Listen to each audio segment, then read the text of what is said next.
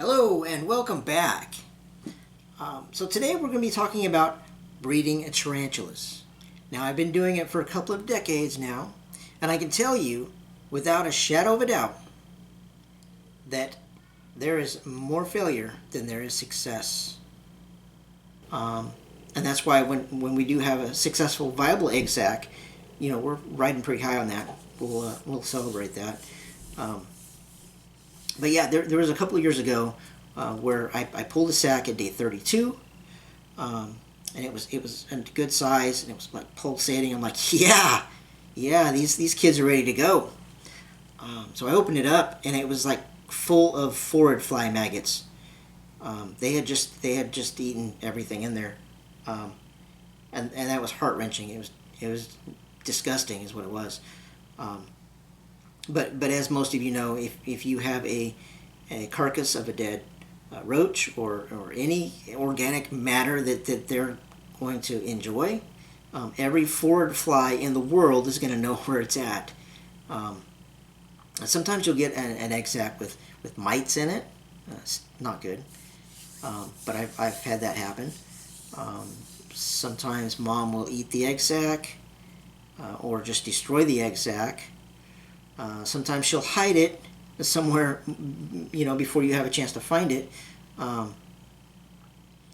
Sometimes the female will kill the male, eat the male, before they've done their thing. It's just there's so, and I don't want to be discouraging or anything, but because it's fun, and it's supposed to be fun. If you're not having fun, you shouldn't be doing it, right? But we do have those days where it is discouraging, but then we have those days that make up for it. But I had a day recently, actually a few days recently. I had two of the females that I had bred recently molted. I still have one of the males left, so that I can rebreed her when she's ready. But the other one, I don't have the male in my possession anymore. And then I had another one. We were doing a breeding, and we were getting on video, and the male was pounced on. It was a Neoholothilense. They're a smaller species, and we weren't expecting it. I know we should expect the unexpected, right? But anyways, yeah, and even if we were, we probably would not have been quick enough in real time to keep them apart. Usually we do a pretty good job when we're doing our breeding, but these guys were really close. They're really small, and there was nothing we could do.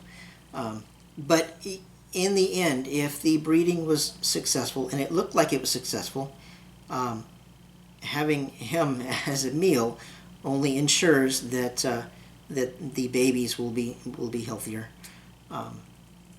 And I suspect that this happens more, a lot more in the wild than it does in captivity, because we can help mitigate that. So it does happen. Not every species will do that, but there is a lot out there that do. But I'm going to show you that footage now, and then but just as a reminder, it is kind of we do have another giveaway happening within the next week. I want to do this before I go on vacation, so stay tuned for that. And until next time, y'all take care.